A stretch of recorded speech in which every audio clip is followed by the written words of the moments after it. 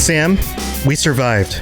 We have survived E3, the Xbox event 2021. We are here. We're alive. We're starting another podcast. How you doing, buddy? It was a lot to take in. You know, they packed a lot into that relatively short presentation. Yes, there was a lot there, and you know, lots of different opinions. I've been looking at the internet, and the internet's going to do what internet does. But I put out a poll. Oh, you know what? I guess I should introduce us first. Hi, guys. This is our what is this? Our second episode. It's our second episode. Man, second episode. What is time and how does time work? I am your host, Tom, or Robots, and this is my buddy Sam, or N7 Legend, and we're back with another Xbox Game Pass show. Just in time to talk about some of the stuff that's coming out and some of our impressions about E3 and some other stuff. And you know what? After the E3 presentation yesterday, because this is on Monday at 10:30 p.m., at twitch.tv/robotsradio. So we just watched the presentation yesterday. We streamed it. We chatted about it. And, the fallout online, there was a bunch of other stuff. Well, not the game fallout, the fallout from the presentation, the reactions and responses and things. I put up a poll to see what people thought about it. And I let people vote from like 4 stars to 0 stars. 4 stars being they absolutely killed it. Xbox killed it. Like, it's amazing. It's so good. 3 stars. Or I'm sorry. 3 stars was killed it. 2 stars was, yeah, it was okay. 1 star was meh. And then 0 stars was total waste of time. What do you want to guess was the highest rating? We had 43 votes. That it would probably be 43 votes. I'm going to guess 3 stars. So 43 votes. It's close. It's almost a tie. 2 stars pretty good at 41.9%, but in very close second place is 3 stars killed it at 39.5%.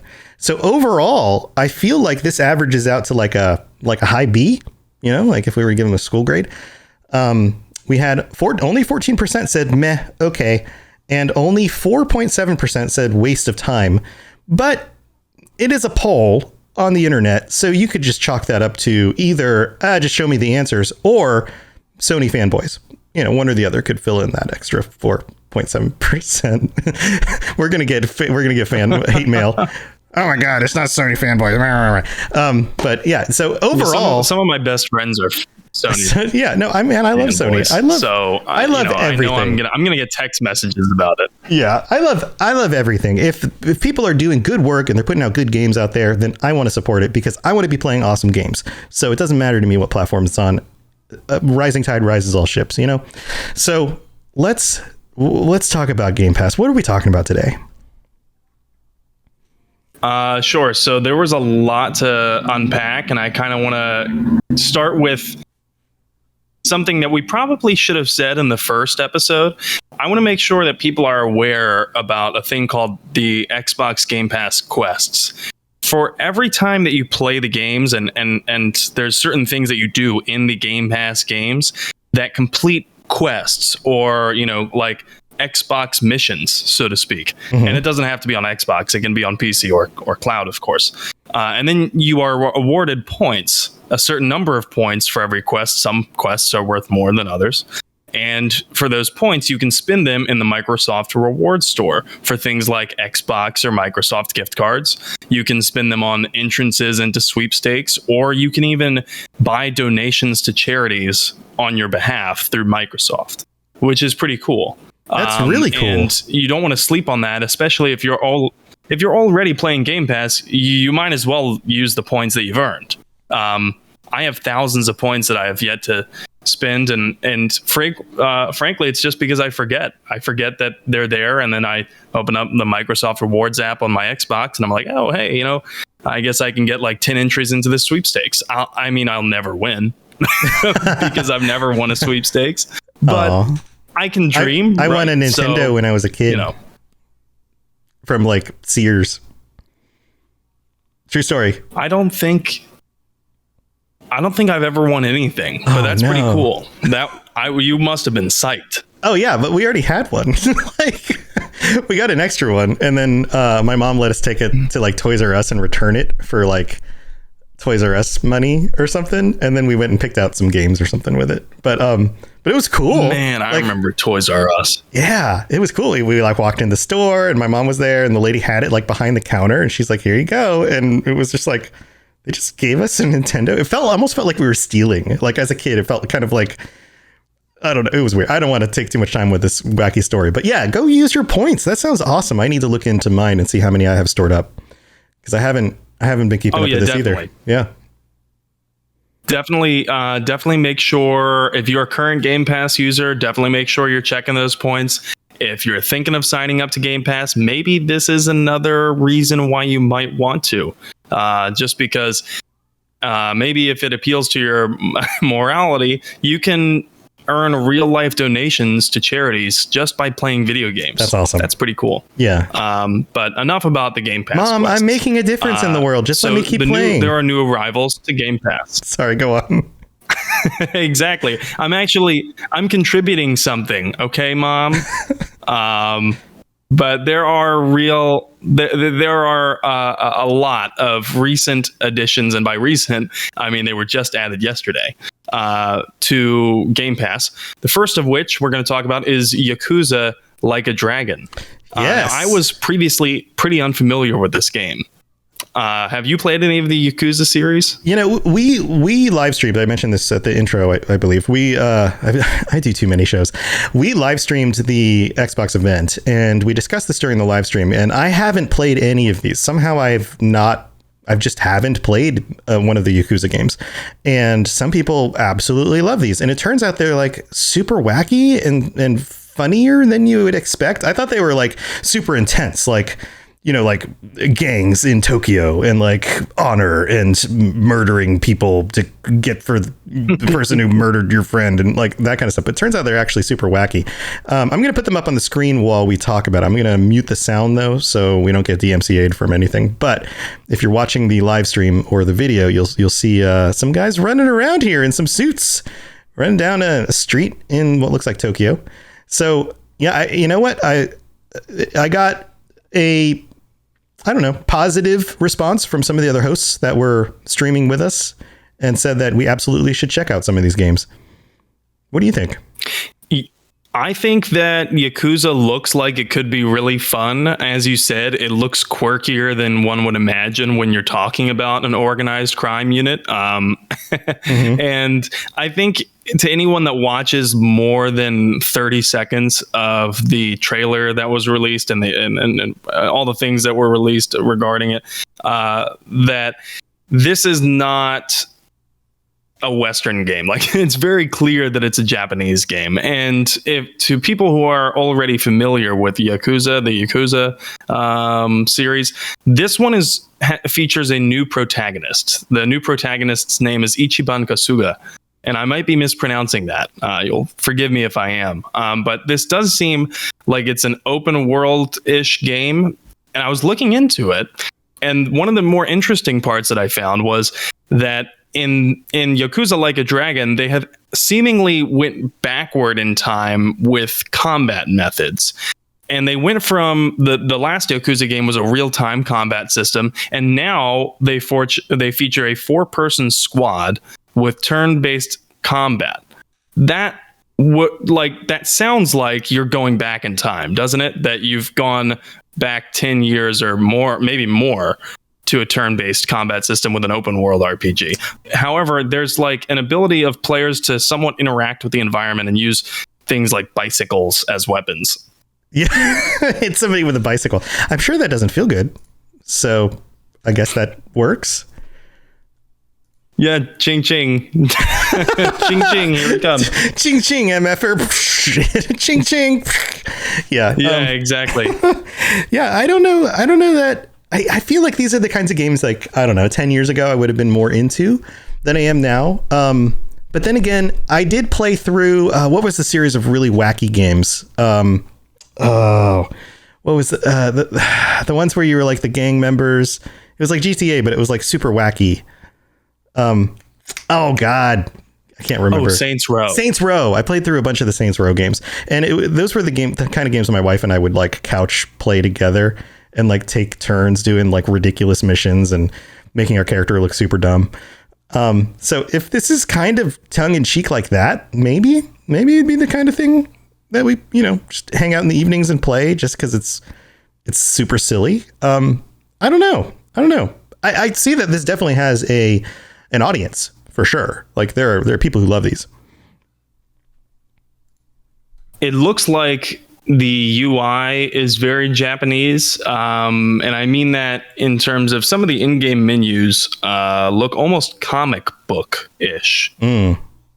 I don't know if you caught that, but they look very, very flashy. I expect a lot of Japanese style humor, which is very focused around puns and slapsticks type of stuff to be part of a central theme in Yakuza. And again, I could be speaking out of my rear end here. I'm going to have to play it once it comes to Game Pass, it's already on Game Pass. So I guess I'll have to play that. Maybe I will this week. Oh yeah, there's like I don't know, 6 or 7 of them on Game Pass. That's the other thing I would have as a question for the audience. Anybody who's listening, if we were to jump into these games, which one is the best one to start with? Because there's so many of them at this point. Is it best to go with the newest one, or does it matter that we haven't caught up on the story? Like, how does that work? What would you guys recommend? Yeah, I'd welcome people to jump in and just tell us, hey, this is not the game you should play, even though it was just added. Or maybe it is, since it's a new protagonist. Who knows? But we got more games to discuss. So the next one is Doom. And it's the 2016 version. It was just added yesterday as well. And that looks like for cloud and console. So this is the first Doom that was published since Doom 3 in 2004. And again, this came out in 2016. It was made by id Software, and I think Bethesda is the parent company of that company, correct? Yeah, absolutely.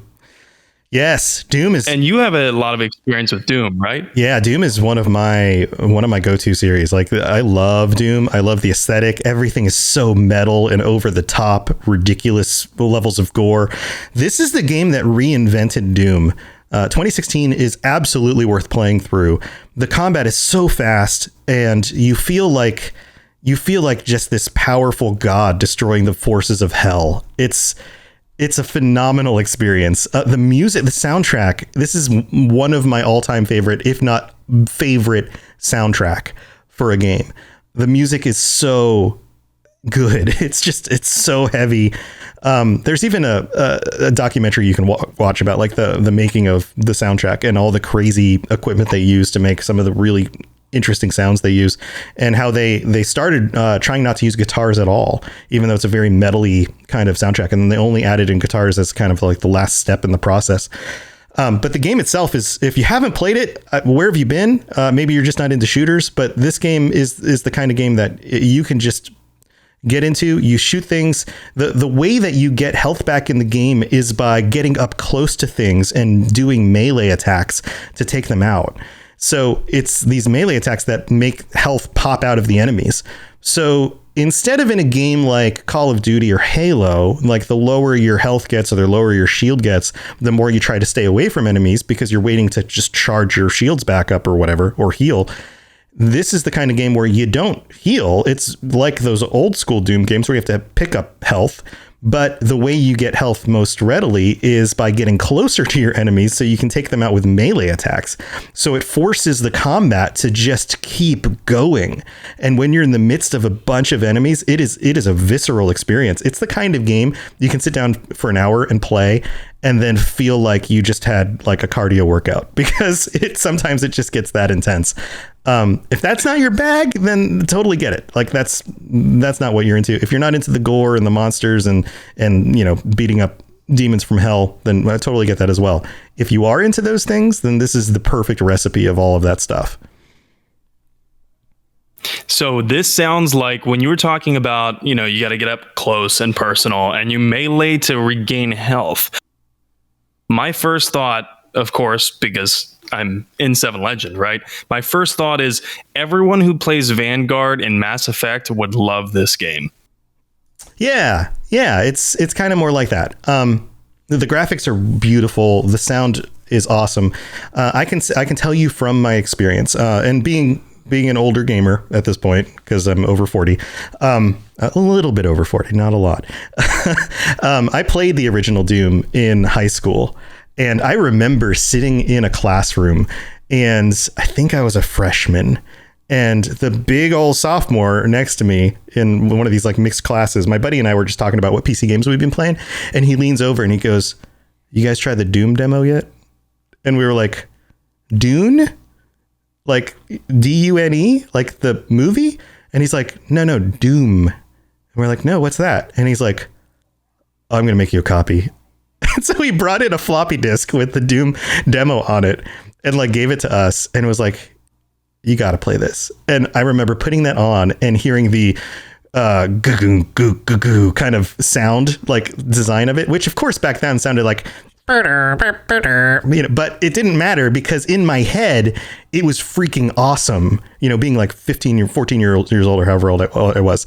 And then when I got Doom 2016, I put the game on, put these headphones on, these same headphones I have right here, turned it up real loud, and then I felt like I was like 15 again. I was just like, oh my God, this feels amazing. This is what that game felt like to me when I was younger, but now is a million times better than that game ever was. So anyway, I obviously like this game. So yes, I think you should go try it. So I was also interested to see that there's multiplayer with team deathmatch and freeze tag, and there's even a level creation tool. Now that really reminded me of the old Bethesda games, like when they sent out creation kits with the games, like with Morrowind. That seems pretty cool, and you can actually play community made content too. So that's pretty awesome. And speaking of Bethesda, the next game that we're going to feature, which was just added to Game Pass, is The Evil Within 2. I never got a chance to play but all of my friends told me that it's an amazing horror story and that it's actually pretty frightening. So I can't wait to dive into this one. It's a third-person survival horror game published by Bethesda, and it's for cloud, console, and PC on Game Pass. Do you have any experience with Evil Within? You know, I didn't play these games. I play most of the Bethesda games, but I didn't play these. I watched a good bit of this streamed when it came out from some of the streamers that I like, and I thought it looked cool, but I didn't pick it up myself. But now that it's on Game Pass, it might be one of those games I just kind of load up and jump into, because, you know, why not? But it's definitely a creepy world. It's got this kind of detective figuring out what's going on with stuff vibe. You can see on the screen right now, there's one of those, I love these like maps on the wall with all the different documents strung together with pieces of string. Oh yeah, like all the that Charlie stuff. Day conspiracy board. Yeah, the conspiracy board. There's definitely some weird... Oh, this is a commercial. We're going to skip this. Hold on. I was like, that's not in the game. People watching the video version of this, or the YouTube are going to be, or the Twitch stream are going to be like, what the heck? But yeah, no, it's cool. It's got a really cool vibe. It's creepy. Kind of Resident Evil-ish. It's in that vein of, you know, kind of scary games. Yeah, it certainly looks gritty. And from what I saw of the gameplay kind of looks like Uncharted / Tomb Raider / Resident Evil. And maybe that's just the fact that it's a little gritty and it's third person narrative driven. Yeah, I'm not sure. It's close up, like over the shoulder kind of view, you know, like the way that a lot of the Resident Evil games are, where you're like close up over the shoulder. So you do have a little sense of like what's around your character, but things can still sneak up on you. And everything is like the environments feel worn out and old, and there's blood stains and dark corners and stuff like that. So it's definitely got that kind of vibe to it. I personally, I'm not into being scared, so I'm not sure if it's my cup of tea. But you know, if it is, definitely, if you love horror games, I have seen nothing but good things about The Evil Within and The Evil Within 2. So maybe that's up in your speed. But I know for Tom and me, at least, this next series of games is definitely our speed. Fallout 1, 2, and Tactics are coming to PC with Game Pass. Did you hear that? Did you see anything about that? Yeah. And speaking about scary games, I think the older I get, the less creeped out I am by stuff, or the more skeptical I am. So the less creeped out I am about stuff. I don't know what it is.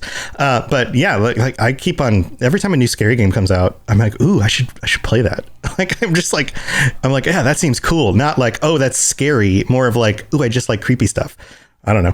But yeah, Fallout 1 and 2 are difficult to jump into. They're definitely games built back in the day in the late 90s, and they feel like it, but they're still playable. And a lot of people who have played through those games will say they are the best in the series still. New Vegas gets a lot of love. The developers of 1 and 2 went on to design New Vegas and write the story for New Vegas. So if you enjoyed New Vegas and you want to see the origins of a lot of that content, then go back and play 1 and 2. If you have any questions about the Fallout stuff, check out the Fallout Lorecast, by the way, because that's one of the other shows I do. And we talk about, we actually have episodes where we discuss the, spoilers, but we discuss the stories of Fallout 1 and Fallout 2. So, and Tactics is kind of the ugly stepchild. Tactics and Brotherhood are the two ugly stepchildren in the Fallout franchise, excluding what some people think of 76. But yeah, 1 and 2 are good. They're just older and they play differently than you might expect. For example, Fallout 1 has kind of a limited time, the number of days that you can play through the quests in the game. So and it's not a short period, but you definitely have, like, there's definitely mechanics that are way less common in games today that show up in those games. And you might find them very difficult if you go certain places before you go other places in the environments and stuff. But then we also have the rest of the releases from Bethesda, like Wolfenstein 2 and the Death of the Outsider, Dishonored, standalone expansion, which was really cool. So if you've enjoyed the Dishonored games and never played through that one, that was the most recent release after the second Dishonored game came out. That was kind of the standalone release where you each of the Dishonored games has done a standalone release. I believe they're both standalone after the main game came out, where you played as another character, not the main character, and you got into the background of the world and the lore of the world and that kind of stuff. And they're very cool. And the Dishonored games have a wonderful art style. They look amazing. They've got kind of this semi-cartoon, cel-shaded aesthetic, but the world is what people call whale punk, where it's kind of like steampunk, but everything's powered by whale oil. And the society has this like slightly futurized, but 1900s quality to it. And if you enjoy stealth games, those games are great. I mean, you could run through and just murder everything, but the real way to enjoy them is stealthy. Have you played any of those? So I tried. I couldn't really get into it, to be honest. But with all of this, with Wolfenstein, with Dishonored, and by the way, I'm planning to play Wolfenstein. Man, I can't remember the name of it, but it looks like it was the earliest released one. It's on Game Pass. I'm planning to play it this week in case anyone's interested in streaming it. But what I was going to say is that it looks like they're planning to bring all of ZeniMax media to Game Pass, which is pretty cool. I'm pretty excited for that. What else could they bring? What are you hoping for in ZeniMax's repertoire that they haven't already brought? For me, I'm like really pulling for some of the older TES games. Oh yeah, I would love some of the older TES games in a way that is easier to launch them. Some of those games you actually have to install, especially if you're playing on PC. You have to install like emulators and things in order to get them to work. So ways to play those more easily. They're difficult. Again, kind of like Fallout 1 and 2. They're old. They're showing their age, but they're still playable. You can get through them, and some of them are worth doing, especially for the lore aspect. And we talk about this on the Elder Scrolls Lorecast. Lotus of Doom, my co-host on that show, plays through all of these old games, and some of them are just punishing and terrible, but some of them are still worth playing, especially something like Morrowind. If they put, is Morrowind on there? I think it is. I believe Morrowind is on there. Yeah. So Morrowind would definitely be on there. One to check out. I bought it on the store. Mm-hmm. I bought it on the store. Get this. I bought it on the store like a month before it came to Game Pass. Oh, and I was like, son of a... like, like I could have just waited. But now at least, my girlfriend plays with Game Pass, and that means that she too can enjoy the glory that is dice combat systems and, all of the really infuriating things to modern game players. But yeah, I'm glad you brought up Lotus playing those, because I've watched a few of his streams where he plays Battlespire. Mm-hmm. And in case you haven't seen any of Lotus's streams playing these, you got to go check them out. It's just so masochistic that it's pretty funny.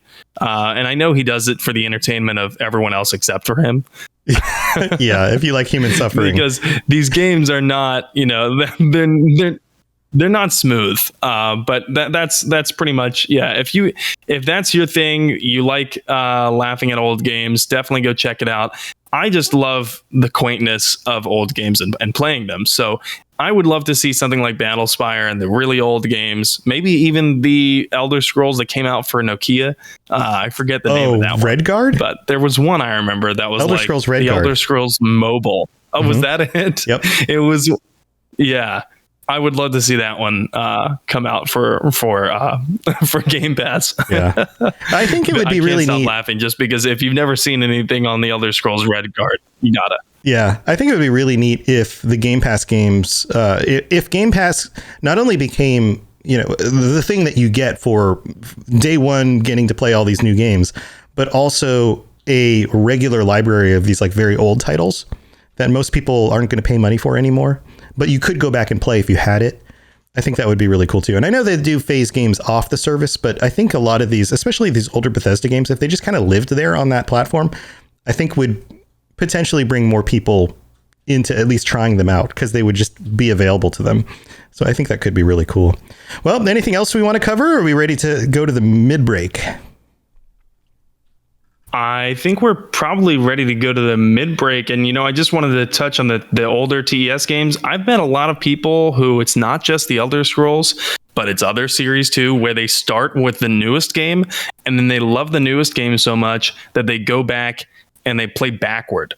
And so I think that not just the Elder Scrolls, but also Fallout, also I'm trying to think of the other series that are all on Yakuza, that are all on Game Pass, that this might be a good thing for. But yeah, I just wanted to touch on that before we head into the break. Yeah, absolutely. If you do jump into any of these games, especially the Bethesda games, definitely let us know on the Discord. I'd love to hear your thoughts on some of these old titles, and especially if they're games that we do shows about, I'd love to hear your thoughts on some of the topics that we've covered on those shows as well, especially as they pertain to some of these old games. So jump into the Robots Radio Discord if you're interested in sharing your thoughts on that stuff. All right, let's go to the middle of the show.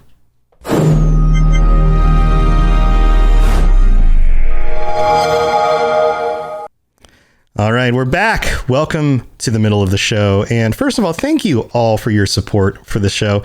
We really appreciate you tuning in. And I guess we don't have a Patreon, or usually this is where we put like the Patreon thing. We don't have anything like that set up yet. Maybe one day we'll do that if people are asking for that. But thank you to everybody who has taken the time to listen, especially if you enjoy the show and you've told a friend, or if you have left a rating and review. We're just up over the last few days up on Apple Podcasts, and we're available on Spotify and a bunch of other platforms now. So you can listen to us on all those different platforms. You can check out the videos on the Robots Radio YouTube channel. You can always join us live on Twitch, twitch.tv/robotsradio. And in future episodes, if you take the time to leave a rating and review and give it 5 stars, then we will be reading out your review on a future episode. So it's our little way of saying thank you for taking the time to do that, because it really does help. Leaving those ratings and reviews is a way to let people know. It's like a third party saying, hey, you should check out the show, and this is why. Because we could say as much as we want to about the show, but it's our show. So of course we're going to say nice things. That's kind of how people do stuff, right? But if it comes from a third party, it's way more trustworthy, and it really does help us a ton. So thank you to anyone who is taking the time to do that. We really do appreciate it. I also wanted to note that as of this last week, we have become Xbox affiliates. We are affiliates with Microsoft and Xbox. And so another way that you can help support the show if you enjoy our content is to use our link, which shows up in the show notes. It's also underneath the player. It's available on stream. and all sorts of other ways that you can see it. You could even type in bit.ly/RR Game Pass in order to use the link. And that will take you to the page on the Xbox site where you can get 3 months of Game Pass Ultimate for only $1. And I've previously had signed up for Game Pass Ultimate and then stopped my subscription for a little while. And then just a few weeks ago, restarted my subscription again, and I still got the deal. So it doesn't seem to be just for new time users of Game Pass.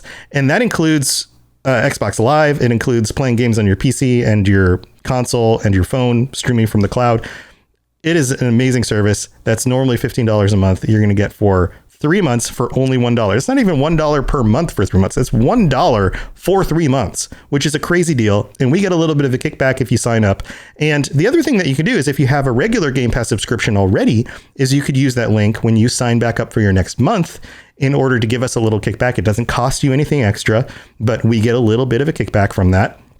As just a way to say, hey, thanks for doing the show, and we'd super appreciate it. So please consider that, and let's move on with the rest of the show.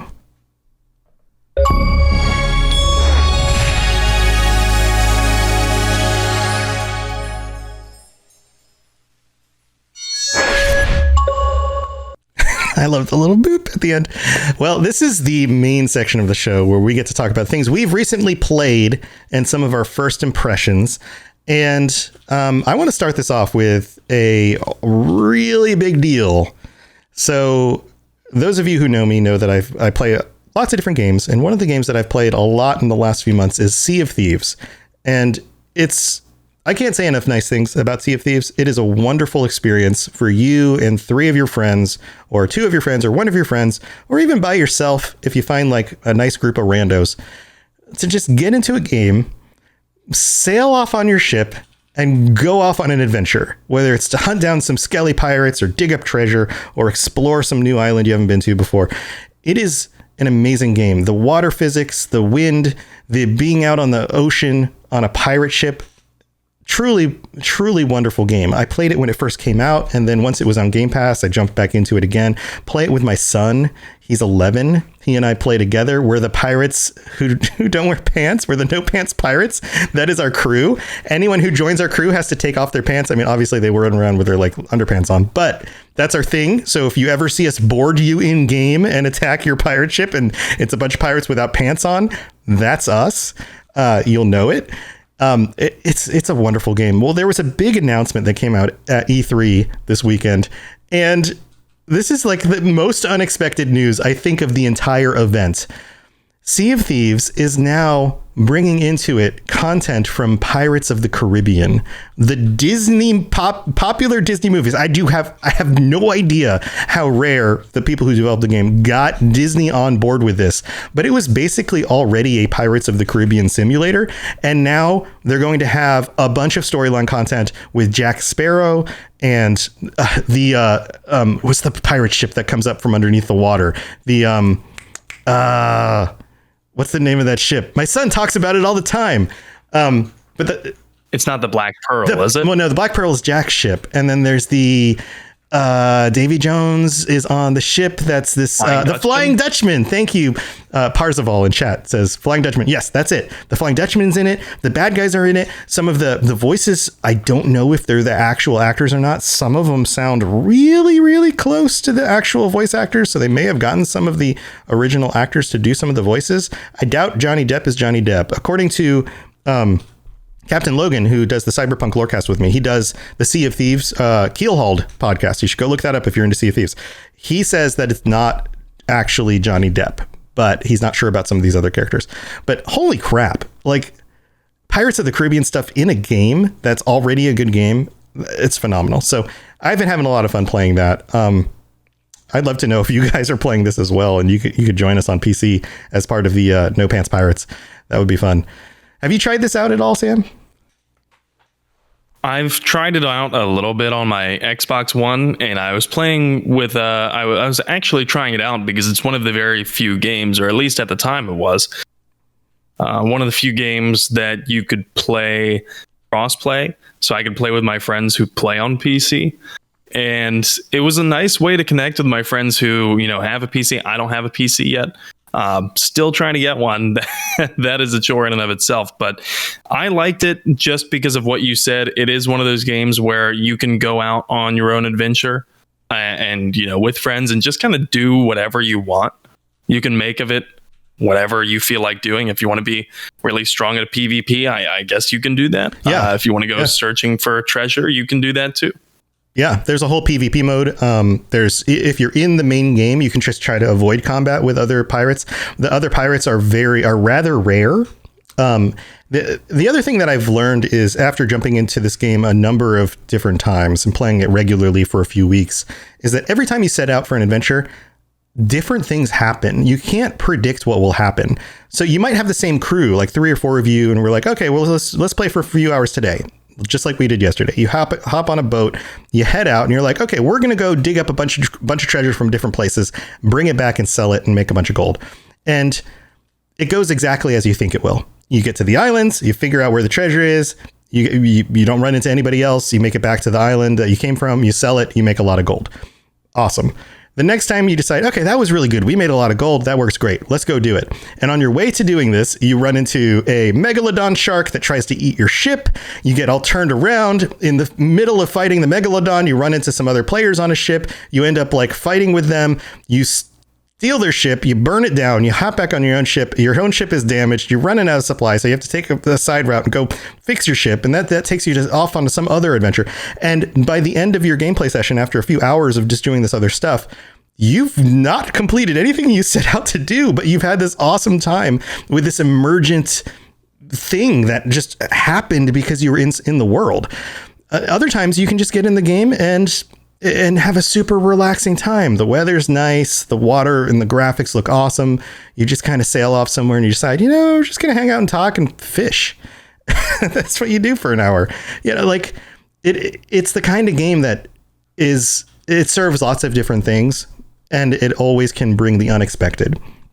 And there's a lot to do in it now since it's already been out for a few years. So I definitely think it's worth checking out. So, Sam, what have you been playing this last week? Well, it's funny that, you center yours around adventure and whatnot, because it's kind of one of the reasons why I love DayZ. I've been playing a lot of DayZ.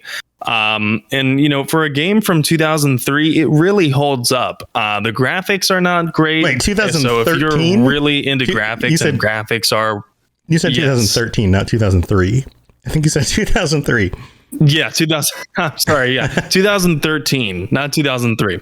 That would mean that it's almost 20 years old. It's not. No. It's old. And if you talk to any DayZ fanatic, then they will tell you how long it was in alpha, which is, even though it's called alpha, it's one of the final stages of game development. But it very much still plays like it's in beta. I got to say that on Xbox, it does. I know that PC players have a lot of the bugs fixed that Xbox players still have to deal with. If you're playing on Xbox, I strongly advise that you never use any of the cars because they will kill you in comical fashion anyway. Mm-hmm. I can't tell you how many times I've gotten thrown into the stratosphere when I was driving something just because the cars go faster than the game can load. So if you're driving along a street and there's a curve in the street that's up maybe half a mile, you should really slow down, because if it's coming up at half a mile and you're going 40 miles an hour, you're going to crash the game if there's enough textures around that curve that it can't load it fast enough. And then when the game uncrashes, it's like a slight crash. And then when it uncrashes, it's like a big lag. You are now inside of a tree. Yeah. And it doesn't know how to process that. Oh, man. It doesn't know how to process that. So now your car is in the stratosphere and you are dead. And for anyone who doesn't know the mechanics of DayZ, once you die, you lose everything. There's no reloading an earlier save. That's it. Your character's done. He's dead.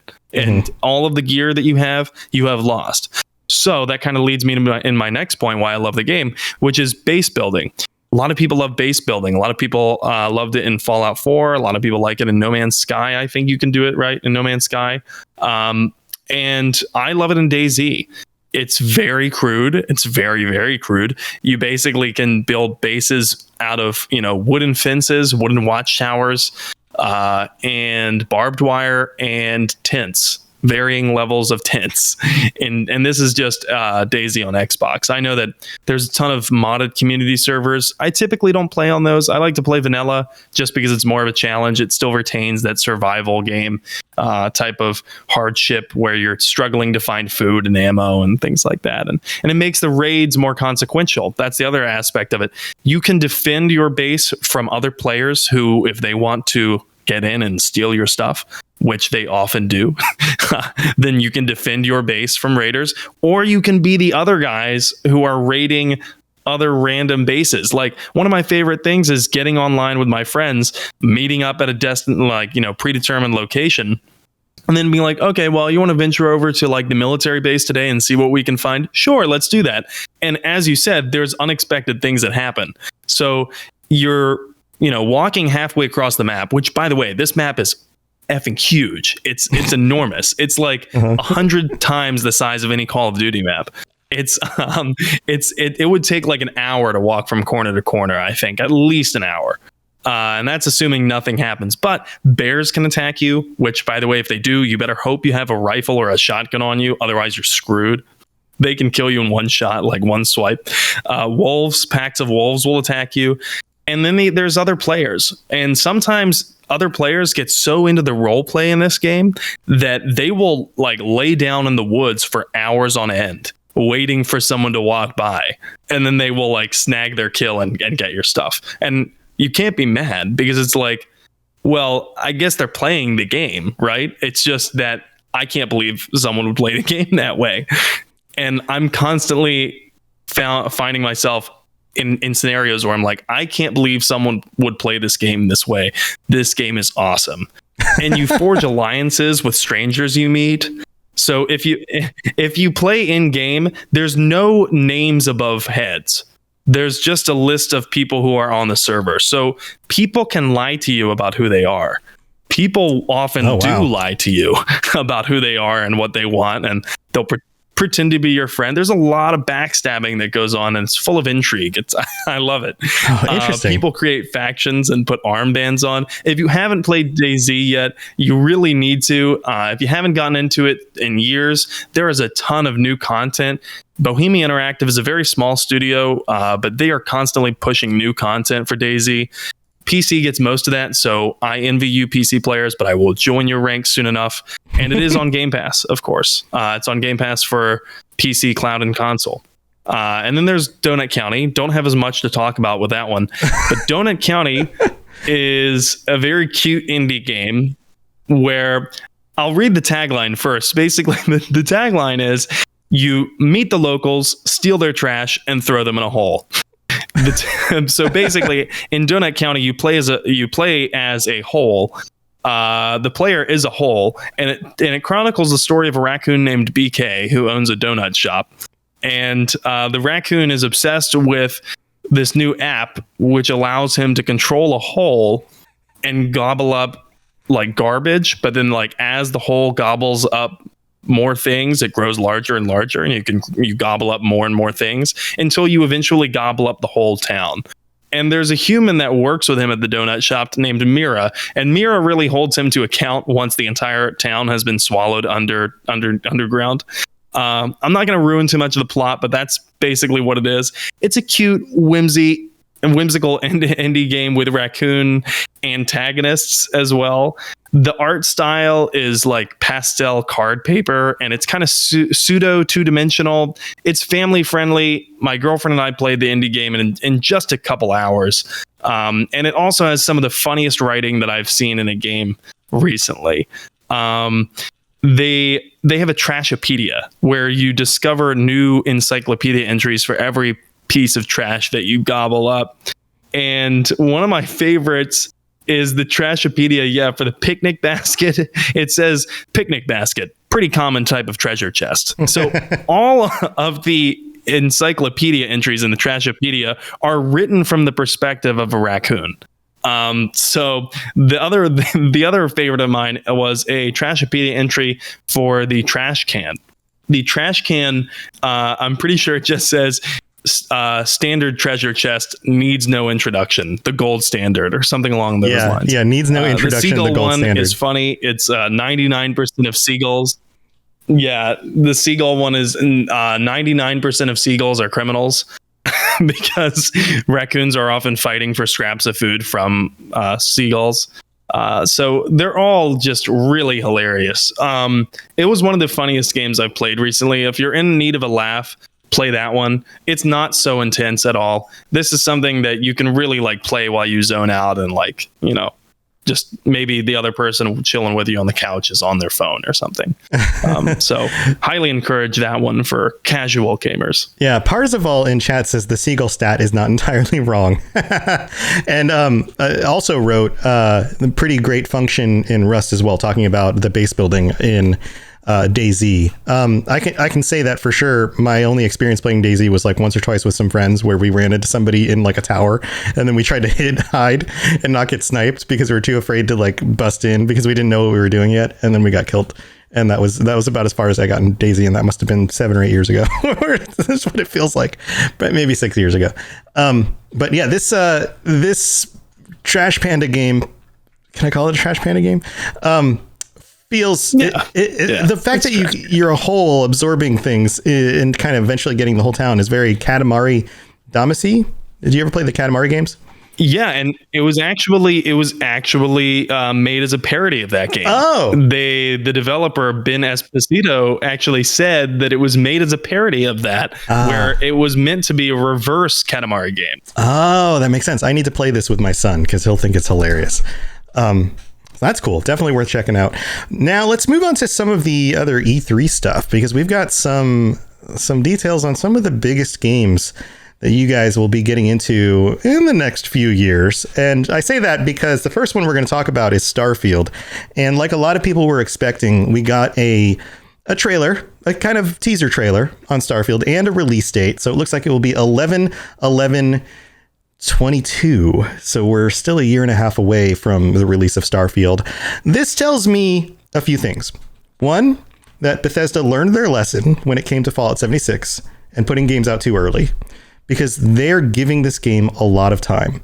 And it makes sense that they're giving this game a lot of time because they have significantly upgraded the engine that runs their games, more than they've done on any other release ever. And they are taking the time to build out this world. And we not only got the trailer, which is pretty simplistic. We see a woman in a spacesuit and it kind of zooms in on her in a spaceship, and there's a little robot walking by. And there's not a whole lot of detail there. There is a hint, though, in some of the detail that people found. There's what looks like a little etching on the inside of the spaceship that looks like a funny little shape. Well, it matches the Daggerfall and Hammer. What's the name of the zone? Hammerfell areas. Daggerfall and Hammerfell? Did I never notice that those all almost have the same word in them? Areas of Tamriel, which is where people think the Elder Scrolls 6 is going to be, and it looks like it's etched into the side of this thing. So there might be a teaser in there, a little hint for... Man, you called that. You said that they were going to throw something in there like that, and you called it. I think it was last week. Yep. And nobody's telling me these things. They just come right out of this old noggin. So we've got that. It looks like that's confirmed. What's interesting about that to me is that speculation has been so far on those two zones, but one of those two zones and the fact that we might get both in a game is very exciting. That's going to be a larger land mass. Wow, that was funny. Than Skyrim. So that's going to be cool. But back to Starfield. The other details that we got were from an interview with Todd Howard, of course, from Bethesda, the famous game designer. And he has told us that there are a few big quotes that have come out of this that the news is really hanging its hat on. One is that this is going to feel like Skyrim in space. So it is going to be a lot like the games that they already make. Two, it's going to be kind of like a Han Solo simulator is something one of the other developers said. This idea that like you can head off into the galaxy with this, barely holding together ship in some cases and make your adventures and go off into the unknown, and who knows what's going to happen, and, deal with other people that you run into or explore new places, do basically be Han Solo, right? The other thing that they mentioned is that, crap, it just fell out of my head, that this game is absolutely huge. It's going to be gigantic, that there's going to be a few hundred hours of gameplay. And I think that was a reference to not just like, obviously you can play a game for any amount of hours that you're happy to just keep playing the game. But to say that it's 100 to 200 hours of gameplay means that, like, if you play through like the main storyline, it's going to take you a long time. And if you play through the side storylines while also doing the main storylines, that's going to take you a long time. There's a lot of content there. And we know how much content was in Skyrim, how much content is in Fallout 4. It seems like this is on a scale that's still bigger than that, which is very cool. I think that that's super exciting. Do you have any thoughts on this one, Sam? Oh no, you're muted. You're muted. He's coming back. Here we go. Sorry about that. Trying to be courteous because there was a train going by. I knew it would have derailed you. That's a good joke. Do you happen to be a dad? That was a dad joke. That was a dad joke. I don't think so, honey. No, so I have a lot of thoughts about Starfield. And I'm glad that you brought up the 100 to 200 hours of gameplay thing, because I, of course, I love Bethesda. I love the massiveness of the games like Skyrim and Morrowind and things like that. I have some reservations because, as we were talking about in the pre-show, I think, aging is a series of getting more and more disappointed with life as you get older. And I have been disappointed by things like No Man's Sky, where it like boasted a massive scale, when it released, but then it released and then there was nothing to do. That was disappointing. However, if we're just talking about what was released at E3, if we're just talking about that trailer awakened the excitement I got from, when I was a child and I was staring up at the stars and wondering just what's out there. It kind of made me relive all those moments where I was reading astronomy magazines and thinking, man, isn't space just fantastic and wonderful? And visiting science museums and kind of absorbing all the things that NASA put out when I was a child, it put me back into that awe-inspired mind, so to speak. I was a huge fan of all of those science museums and the astronomy exhibits and things like that, and planetariums. And so seeing this trailer, which I think was designed to key in on that age of exploration, but now it's an age of exploration in the stars type of feeling, I'm super stoked about it. I love the aesthetic. I hope that they can follow through with that when it comes to gameplay. I am skeptical about the scale, because scale doesn't always translate to having fun and replayability, but I will give them the benefit of the doubt, because when Bethesda takes its time on a game, the games are amazing. They're just incredible. And the fact that they've created this creation engine 2, the last creation engine that they made was for Morrowind, right? And we talked about it last week, I think. And yeah. That they like made that thing modular, and they used it for a long time. Mm-hmm. Yeah, and we've talked about this. It's like the app of Theseus, right? Like the ship of Theseus. How many parts can you replace before it's not even the same thing anymore? And that's how software can work. And since the time of Morrowind, they've modularized it. And at this point, they may have replaced everything. I'm not really sure exactly. We do an episode of this, the most recent episode of the Starfield Lorecast, which there's not a whole lot of lore yet to discover, but we did talk about the list of things that they've revealed have been worked on in the engine in the most recent episode, and you can go find that on your podcatcher right now if you want to. So it does seem very, very extensive. Everything from terrain generation and view distance to the lighting effects to the physics that's used, because it's space, so the physics needs to be that much better than if you're just running around on the ground. There's a lot going on here, which is part of why it's taken them so long to release the game. But I think it's going to be phenomenal. The other thing that they did recently is with this showcase, a little bit after the showcase, they released a bunch of images And I was going to pull them up, but they're all JFIF files again, and I have to convert them in order to get them up on the screen, which I didn't do ahead of time. But we'll have some links to that stuff for you guys to check out. They're basically art design images that have come out, which show a lot more than just what the trailer shows. I can do it like this. I can show them up on the screen by sharing my screen like this and just maximizing some of the images this way. So if you look on the screen right now, you'll see some of the images being shown, and I will describe them to our auditory listeners as well. So you have what looks like a factory kind of setting where they're building or repairing spacecraft with a bunch of girders and things. You would see something like this on The Expanse TV show. If you haven't watched that, it's an amazing show. Then you have what looks like a water platform city.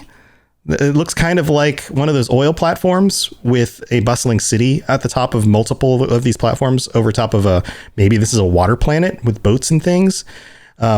Then you have a jungle environment with a very green lighting with these very large plants. It almost looks like a prehistoric jungle, but there's a person in a spacesuit just kind of walking through the middle of that. You have another scene with what looks like these very large high technology walls that run along the side of like these cliff faces with birds and a blue sky. There's an underground scene with what looks like two space explorers in their spacesuits delving into what looks like a cave. And it's from the view of inside the cave where you can see what seems to be a mining vehicle behind them. So maybe that alludes to some of the exploration, the things that we'll be finding on other planets and stuff like that. Then, of course, there's planetary scenes with some really nice looking planets and moons and things like that.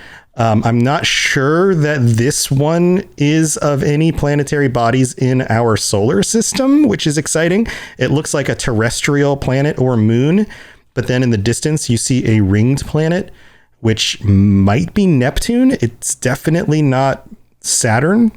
So, but maybe this is other solar systems, which leads to the potential for this to be something that goes beyond just our own solar system. Then you have images like this that look like, some buildings and maybe a settlement on a planet somewhere.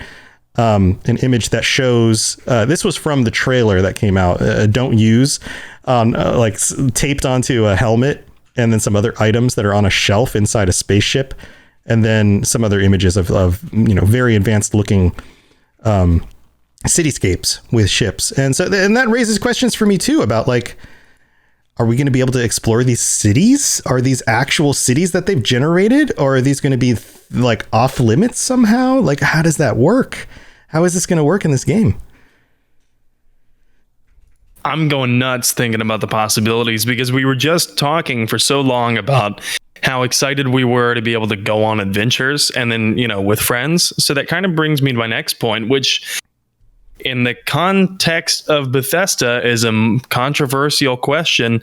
Is this going to be multiplayer at all? No. That's one of the things that Todd has been very clear about. This is a single player game in the same vein as their mainline games. Skyrim, Fallout 4. This will not be multiplayer. That doesn't mean, though, that they're not going to maybe follow something like this release up with multiplayer experiences in this world. We do know that ZeniMax is hiring. ZeniMax Online Studios, ZOS, who does the Elder Scrolls Online, is hiring for a new MMO, and they haven't revealed what that is. What if there's a Starfield MMO that comes out a few years after Starfield is released, and you get to be in the world, in this universe, with a bunch of your friends? That would make a lot of sense. Maybe I speak for a minority of players when I say this, but for so long with Bethesda's games, all I wanted for them to do was to make one of their games almost like Borderlands multiplayer aspect, where you could have maybe 2 or 3 or 4 of your friends in the lobby, but it didn't change anything about the style of the game. You could still play it very much alone, or you could play with your friends. And maybe the only thing it would change is that the game doesn't pause when you open up the menu. that was kind of just what I really, really wanted from Bethesda to release. And that's what I thought we were going to get with Fallout 76. And ultimately, it turned out to be much different than that. So I am happy and relieved in a way to hear that they are going to make it a single player experience, because I think that that Bethesda understands when it comes to these types of games, that's where their strength lies. Yeah, I think that makes a lot of sense. Well, we've got a bunch of other games to get to still, and this is going to be a long episode. Let's delve into the next one. Tell me more about your thoughts on Halo Infinite. Yeah, so we saw a lot on Halo Infinite. We saw a campaign video and we saw a multiplayer video. And first, I want to go over they're now saying that there's a holiday 2021 release. Yep. They haven't released a firm release date, but it's holiday 2021. I think prior to that, the understanding was that it was going to be fall 2021. I'm hoping this doesn't get pushed back again.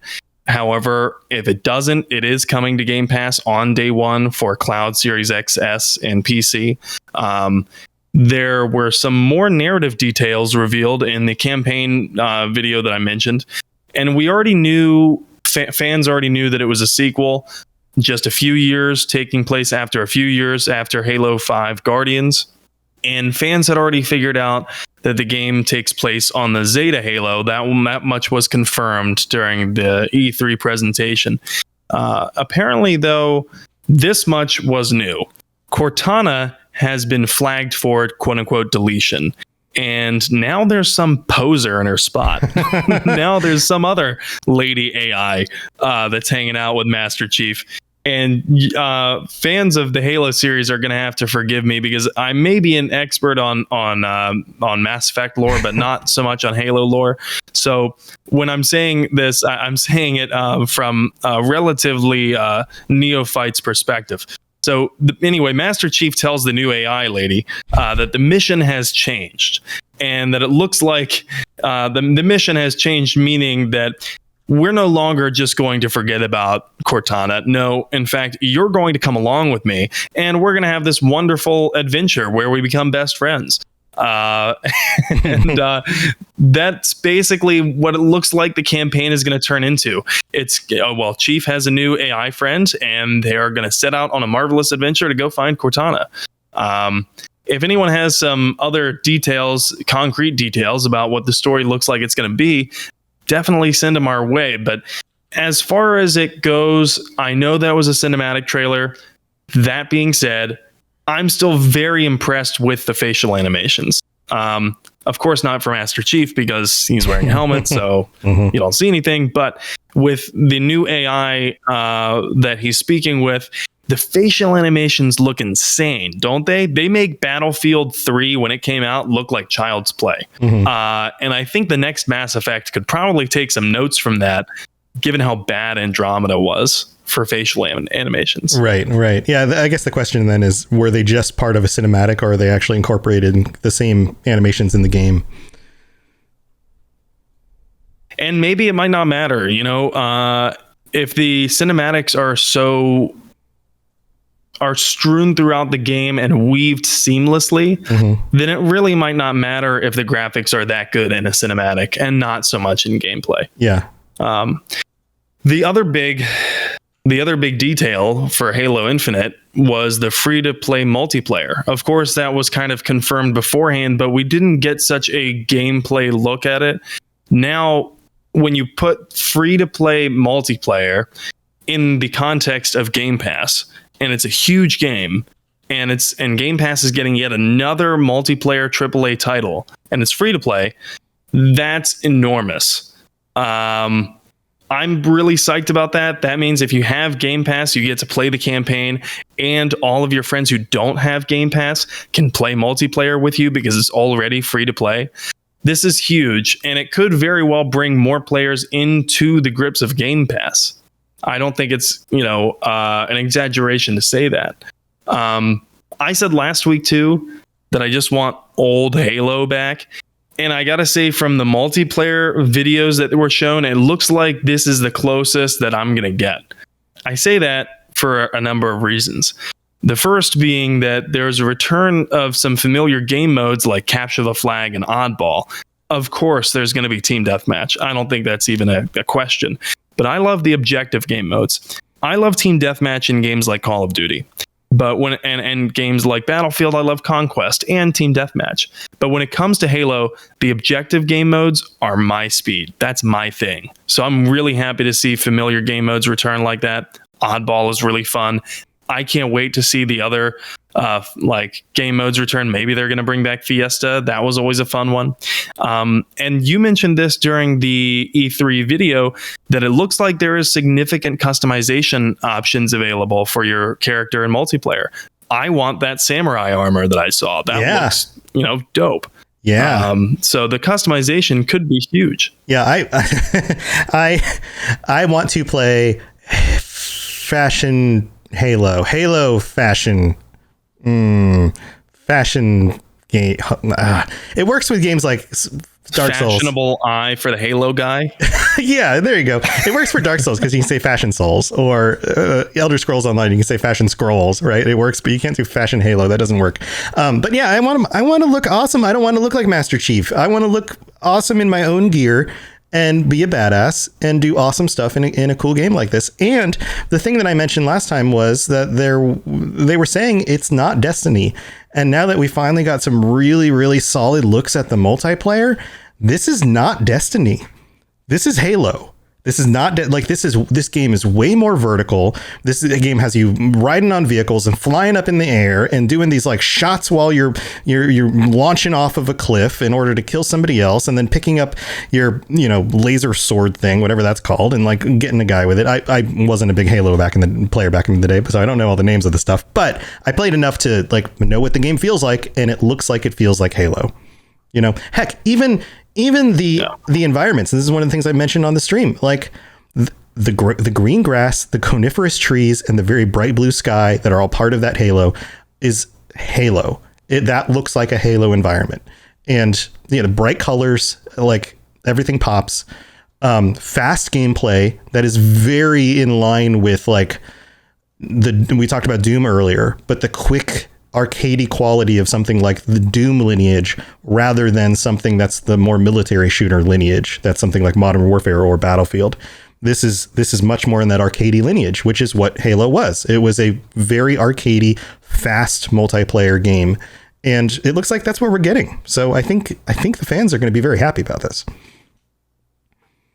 I'm very happy. And thanks for putting it in those words, the arcade lineage. Because I was very terrified that they were going to go somewhere along the lines of the other shooters like Call of Duty and Battlefield. Very happy to see that Halo has maintained its, Halo identity. And I'm also happy to see that trick shots are still a thing. Those were highlighted briefly in the multiplayer trailer, but now it looks like there is even the possibility for making trick hijacks with the new grapple gun that you can have. So you can grab things that are, like pretty far away, like almost like your Spider-Man, but you can also grapple onto vehicles and hijack them. And that goes for vehicles that are flying. So that's pretty cool. We're going to see a lot of really cool, Xbox and like PC game clips from that. I can't wait to see all the amazing stunts that people do. And there's also apparently graffiti. There's a graffiti, I think, capability now in Halo. I'm basing this off of the fact that there was just like a 1 second shot, maybe if that, in the multiplayer video where someone is showing off a weapon, and behind it you can see a graffiti tagged Master Chief. So I think that means that players are going to be able to tag walls with their signature, similar to what other games have been able to do for a while now. I think you can do that in the newest Call of Duty Modern Warfare.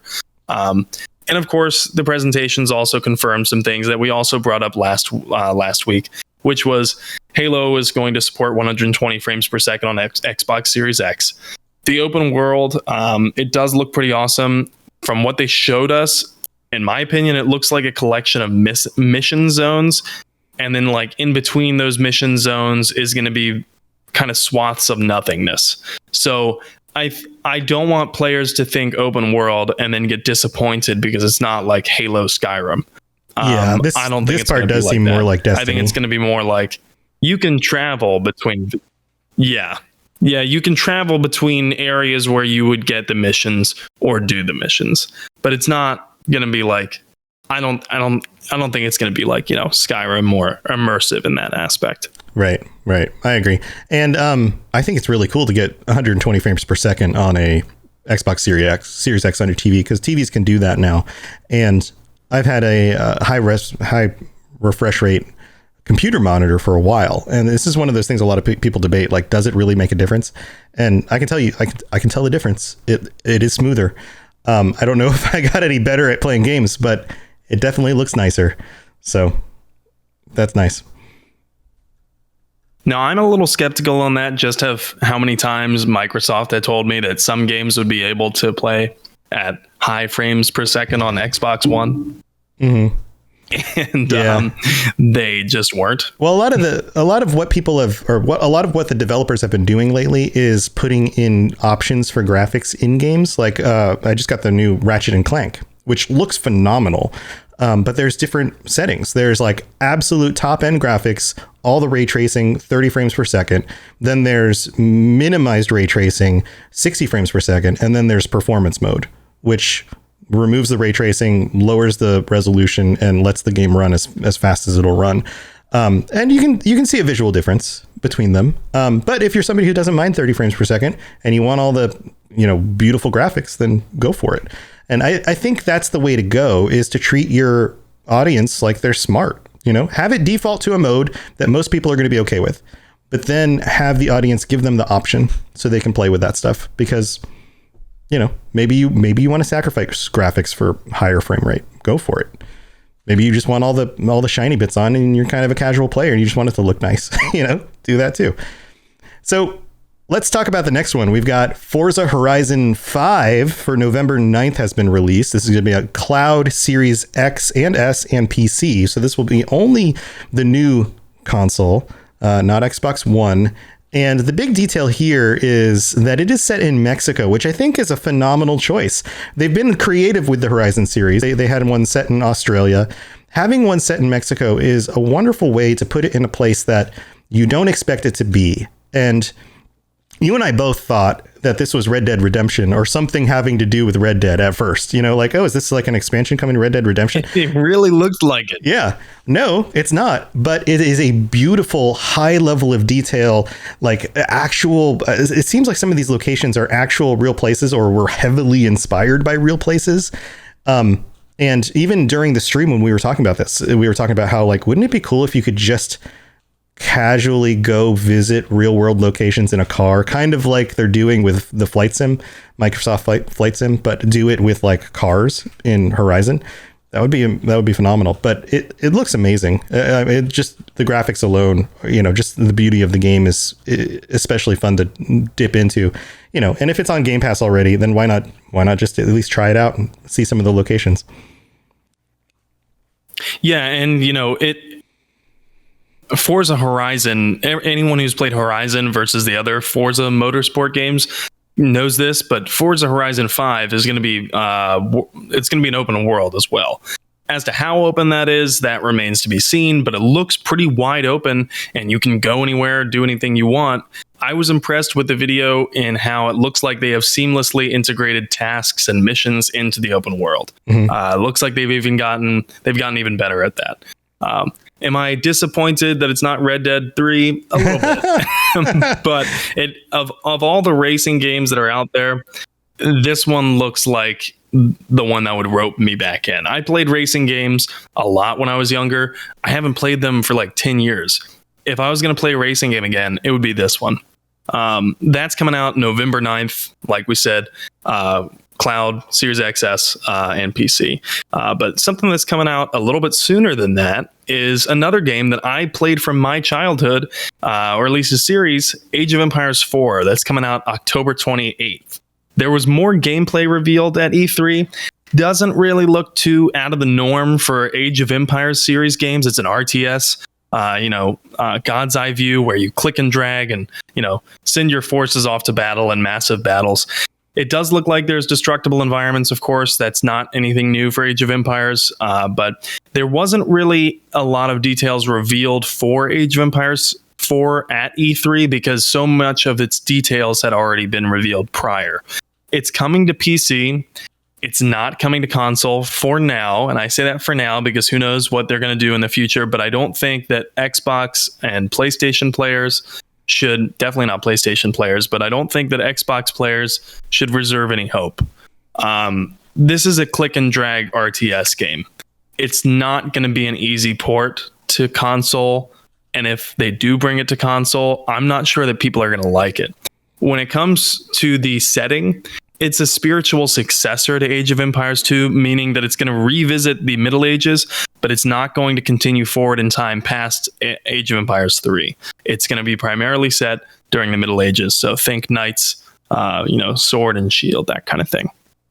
Yeah, it looks a lot like Age of Empires 2 instead of Age of Empires 3. And you can tell that this is a game designed for a very specific group of people.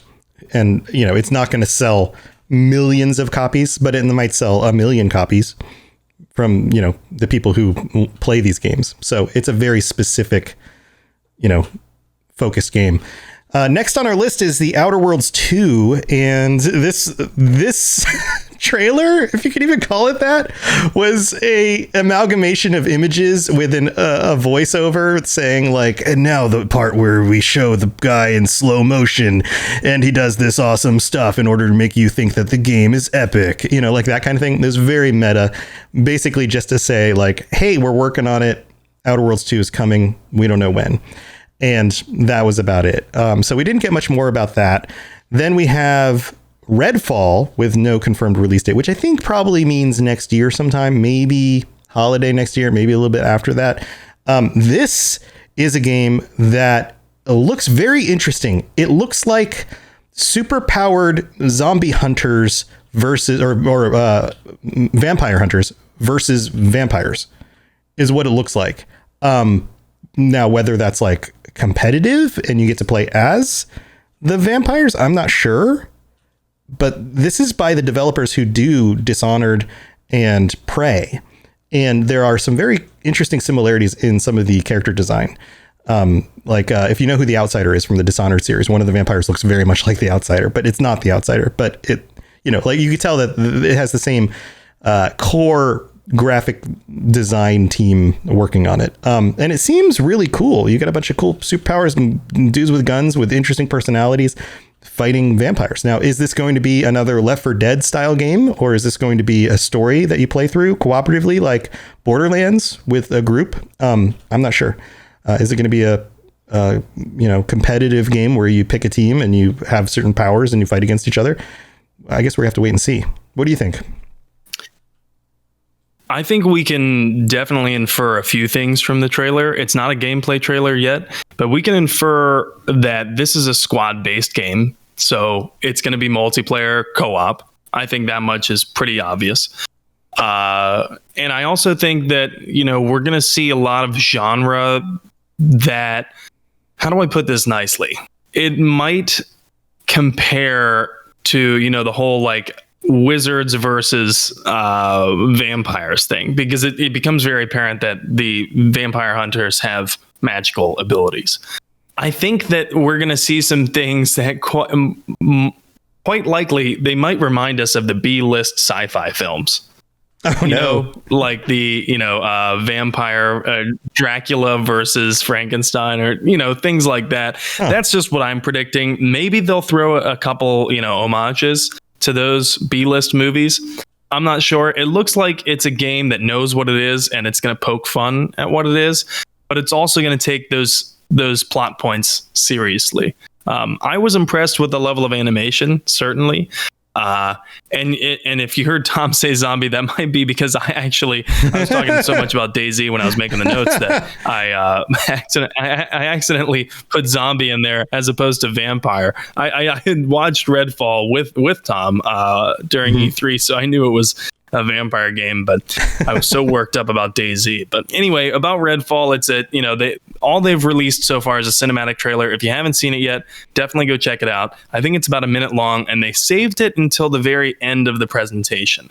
I'm not sure what we should make of that.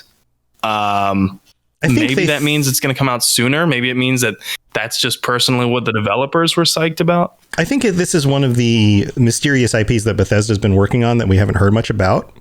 And so, it's like, hey, we're in the works on this, and it's far enough along that we can show you aesthetically and at least in this kind of a trailer what it's going to look like. Also, I did notice at the beginning, Pete Hines was wearing a shirt with what looked like vampire teeth on it.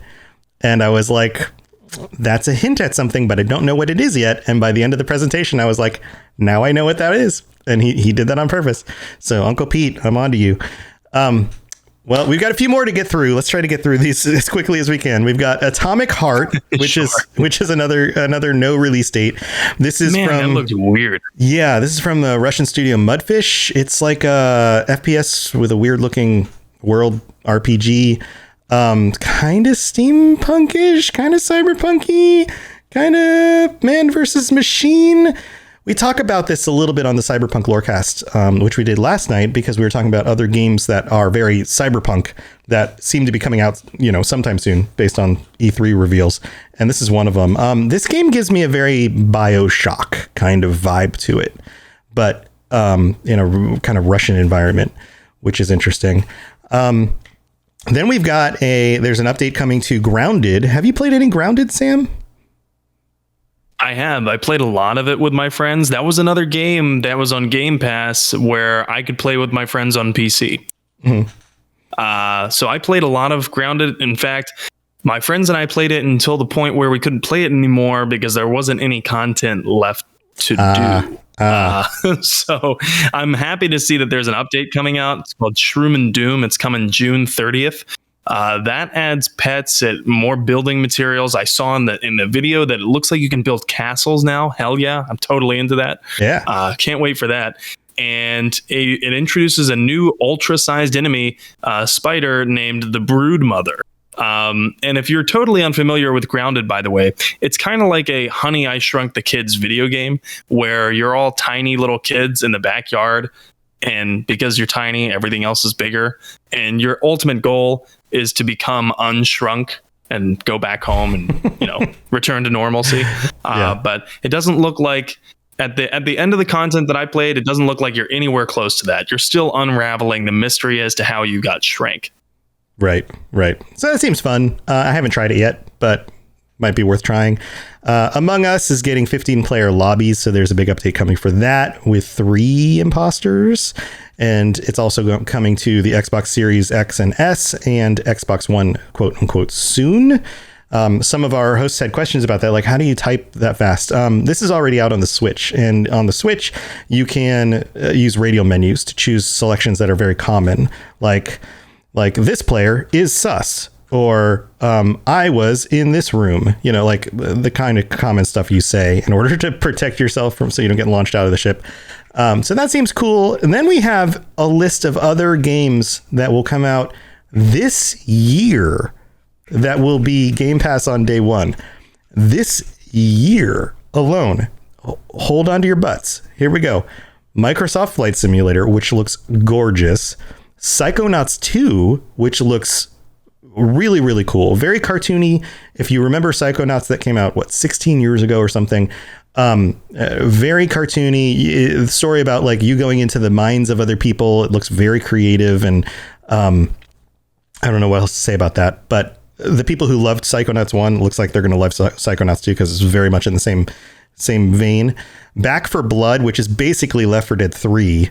Thank God, because that's going to be amazing. I'm ready to play this with all of you guys all the time. I love these style games. Vermintide, Left 4 Dead, Back 4 Blood. This is going to be great. It looks like they've got some really, really cool zombie-like monsters. And there's like 19 variations of the ones that hunt the players. And of course, you can play as the players or you can play as the hunters. And there's different modes for that. Dungeons and Dragons Dark Alliance is coming, and this is going to be out within just a few weeks. This one's coming out very, very soon. It looks like a fight your way through these, dungeon environments with 3 of your friends kind of game, kind of hack and slash brawler. Seems pretty cool. Hello Neighbor 2. I never played Hello Neighbor 1, so I know this is one of those series that people play, and it's kind of scary because he sneaks up on you. So I don't know what to expect with that. Sable. Do you know much about Sable? I don't really remember much about Sable off the top of my head. I actually don't remember it on the presentation at all. Interestingly enough. Yeah, there's a lot. A game called The Gunk, another one that I don't remember a lot about right now, being that there were so many of these. Shredders. I know nothing about it, and yet I'm still disgusted. The Gunk. The Gunk. Yeah, a game called Shredders. Yeah, Shredders. That one looked cool. It's about cheese. That one. Shredders is not about cheese. Oh, okay. Sounds like shredded cheese. Shredded cheddar. Shredders look like the modern SSX. And I am pretty stoked about that one. And it looks very Tony Hawkish, but snowboarding. Yes. Yeah. With lots of wonderful looking environments and cool stunts and things like that. So that one seems cool. The Ascent, which is another cyberpunky looking pixelated game, looks pretty cool. Scorn Anacrusis. I don't remember this one very well. So it must not have. So those are actually. Are they two different games? Two separate games. Because that seems like a weird game to put together. Scorn, everyone. I forgot to put a comma. And Anacrusis, which neither of these pop up in my head as a specific memory. Do you remember these? I don't remember these. They could have been some that were announced but didn't really have any showtime. Yeah, no trailer. So we'll have to look those up, find out a little bit more about them. Origami 2, which again, I don't know that one. 12 Minutes, which is a game where you are looking down at a room, and it has very famous voice talent, very famous actors who are doing the voices. Willem Dafoe. What's his face? He plays Professor X, but not Patrick Stewart, the young Professor X. And then somebody else. Anyway, McAvoy, and then the lady is somebody else that's famous, who I forget her name right off the top of my head right now. We didn't write these notes very clearly for this last little section because we just wanted to kind of go through the list. So I'm just kind of, spitballing. But this game seems interesting because you're replaying the same 12 minutes in a very crucial moment in a person's life. And depending on the decisions you make, the situation plays out differently. So it might be one of those games that's really kind of emotionally tugging at you, depending on how you manage to make your way through the situation, which is kind of cool. And then Hades, which is phenomenal. Hades is a great game. It got a lot of the Game of Year awards last year. This is a game by Supermassive Games, who did it gets late and then all these names fall out of the top of my head. Bastion and Transistor. They did those games. There's another one they did more recently than that I can't remember the name of. This game is great. A lot of people aren't necessarily into roguelikes. A lot of people are. This is, if you haven't played a roguelike, or if you're just kind of about them, this is the one to play because the controls are tight. It's like a top-down isometric combat. It's smooth. It rewards being smart and learning your enemies, but you can change up your weapons and you can pick different upgrades as you make your way through the levels and things. The graphics are phenomenal. The story is really interesting because you're Hades' son trying to escape from Hades and get up to the surface, and the other gods are helping you. The other Greek gods are chiming in, and they've all got these personalities like you would think they would. And there are these other characters you run into in the underworld that are like, from Greek mythology. It's a very cool game. Definitely worth checking out when that comes to Game Pass. So those will all be available across cloud and on console and on PC, except for Age of Empires 4, which is just PC. So very cool stuff. What else we got? So, yeah, there was also some that were announced, but no release date set yet, or they're not coming out in the next year. And I just want to briefly touch on those. List them out. Slime Rancher 2, that looks hilarious. Tom, I think you played the first one. I never played the first one. No, I didn't play it either, but it does look hilarious. It's one of those ones that I considered downloading and playing with my son because he would think it looks super silly.